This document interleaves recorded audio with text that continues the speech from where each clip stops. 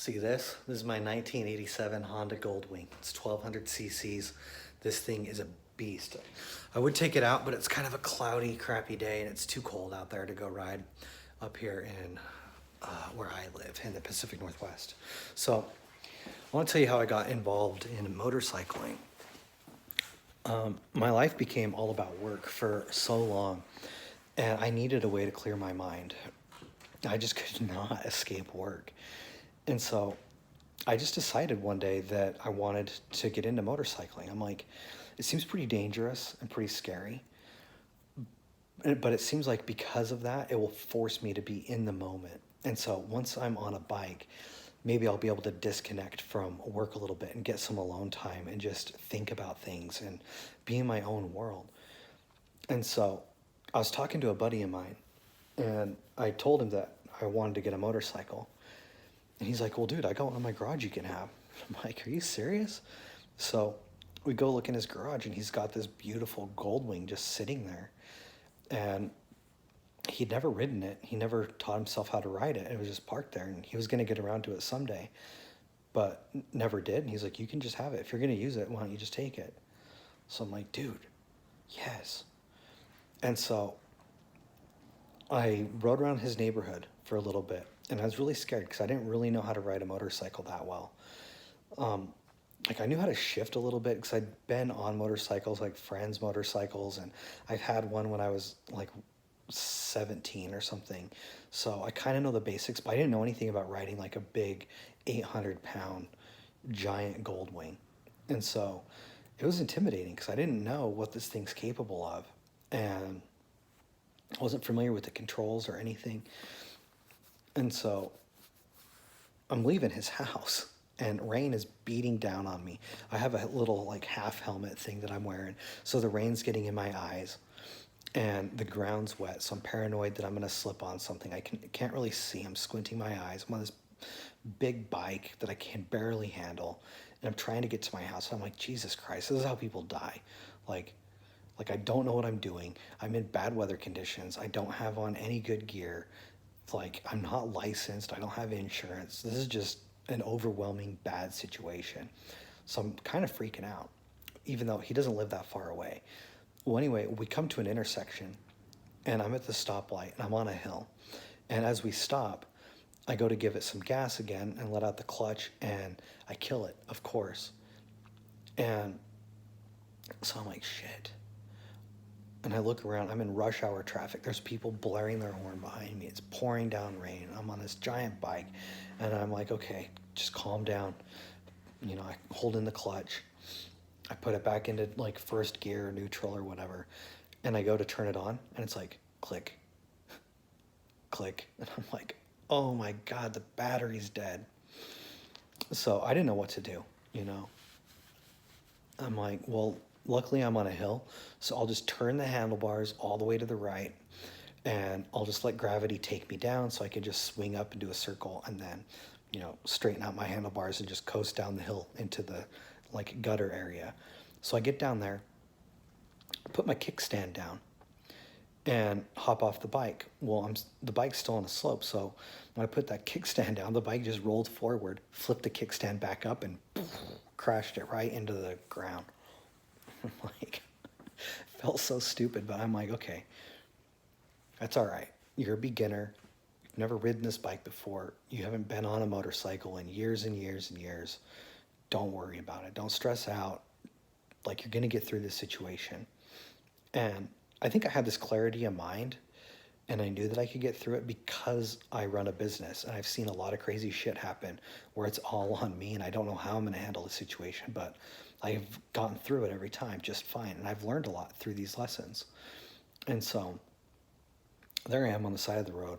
It's pouring rain. I call my buddy. He comes back, jump starts it in his car. I feel like a complete idiot because I just got this bike from him. And now he can see that I don't know what I'm doing, and I'm going to kill myself on this stupid thing. But, you know, I just swallowed my pride, and I'm like, hey, this is just the beginning. And so I get at home, and I go online, and I look up everything I can about motorcycles. And I take this big subject of motorcycles, and I break it up into smaller sub-subjects, subcategories. And so I start learning about the law. I learn about safety equipment.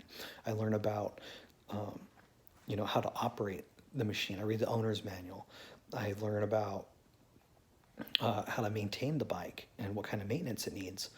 I learn all these different, like I just take the big subject and I broke it down into the smaller categories that make that up. And I just methodically went through each one. And it took me the whole summer, probably like 3 months to get really comfortable with it. Now, in terms of riding the bike, I could ride the bike fairly quickly, but I would go out in my neighborhood and it'd be like starting and stopping, and just practicing, starting from a stop. And I'd go to where a hill is and I'd start and like I'd stop and then I'd start and keep doing that. That way I don't kill it when I'm out in the middle of the road. And when I first started, it was like I could ride for maybe like 20 minutes before I start to get overwhelmed and my mind would just be racing. It was just like I'd get too jittery and nervous and I'd have to stop. So I'd come in, I'd park it. And mind you, I'm only riding around the neighborhood, not doing anything crazy. But each time I'd go a little bit further, a little bit further. I'd be able to do a little bit more and a little bit more. It was really weird because I'd have these limits where it's like, I could ride for like 30 minutes and then I'm done. And then I'd set it aside, I'd come back, the next day. The next day I'm running like 45 minutes. Oh, and then like eventually I went back to that place where I stalled out. And I'm just like flying right up the hill. Not even a big deal at all. Just like so much more confidence. And it was like every time I got on it, I had more and more confidence. Well, I'm seeing this progression. I tell some friends that I bought a new bike or that I got a new bike. And they're making fun of me. Like, oh, dude, you got a Goldwing? Like, it's got those big saddlebags on the side. You look goofy. That's an old man's bike. And I would tell them, like, yeah, but this is where I'm starting, I dropped the bike a couple of times in traffic. And I don't want to stress out about dropping like a really nice bike that I'm really proud of, that I saved up for, and that means a lot to me. I'd rather have an older bike that can take a little bit of a beating, that I can learn a lot on. And then once I learn, I'll step into a different bike. And it's just really weird how people can only see where you're at right now. Like they don't believe that things are ever going to change. But anyway, I knew where it was headed because I'm getting better and better at it. And I'm like, once I get to a certain point, I'll get a new bike. And one day I'm out, my buddy was doing a live podcast and we were at this bar and it was pretty late at night. It was kind of dark. And my buddy's like, dude, you should go check out my motorcycle. I brought it tonight. I'm like, okay, cool. And we go out and he's got this beautiful Harley. It's a Harley Sportster 883 with flames on it. And it's like a custom paint job. And I sit down on it and I just feel those handlebars, kind of up high, and I'm sitting kind of down low. I'm like, dude, this is a bike. This thing is so awesome. Like, I'm so glad I'm like in this hobby. Like, I just feel like a badass on this thing. Well, he shows me how to fire it up. And so I start it. And it just screams just so deep and loud, like Harleys are. And I'm like, this is so cool. And he's like, dude, you want to go take it for a ride? I'm like, oh my God, you're going to trust me on this thing? And he's like, yeah, dude, just go ahead. Just go ride around. He's like, I'll be inside having a beer.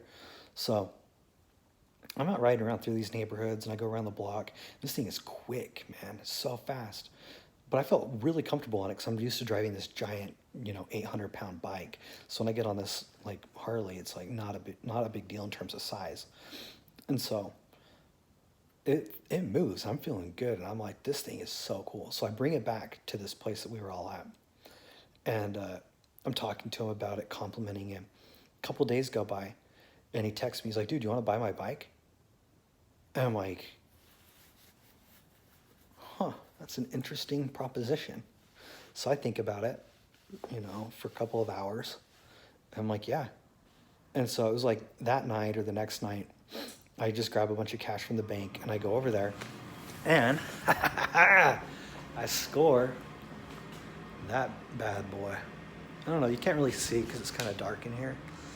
But man, when you're in the sun, that blue is just so deep and that orange is so bright and it just looks so freaking awesome. So anyway, I've been out riding this thing a lot. And I just had like a really good summer getting into a new hobby and practicing some skills on the skill of learning skills. That's what I wanted to practice and get, you know, get some more practice doing it. So I did that with my motorcycle. And for me, that's like an important thing, is I want to have the ability to learn new things. I think it's like a lot easier with the internet now, because all you have to do is just like Google something. But getting out there and like practicing and starting at a point where you feel like an idiot, like I did, like right in front of my house, in front of my neighbors, or riding a big giant Goldwing when my friends are making comments, you know, figuring out how to break this idea into smaller ideas, and then starting out at a point where you're really humble and you feel like you might be better than that, but you just start out where you got to start and you slowly grow. And I think that's how everything's done. And that's kind of what my channel's about, is like, how do you start a business when you don't have one?